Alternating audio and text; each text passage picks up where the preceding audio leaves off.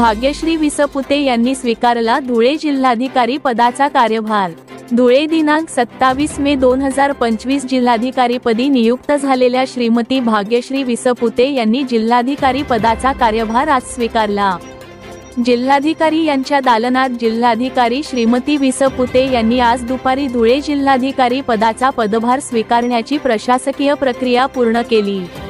यावेळी निवासी उपजिल्हाधिकारी महेश शेलार यांनी त्यांचे पुष्पगुच्छ देऊन स्वागत केले।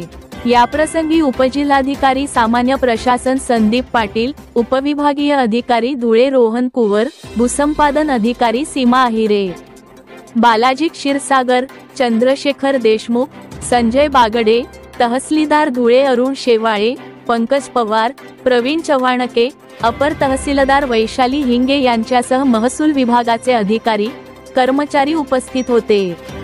यावेळी जिल्हाधिकारी श्रीमती विसपुते यांनी उपस्थित अधिकाऱ्यांशी औपचारिक ओळख करून संवाद साधला।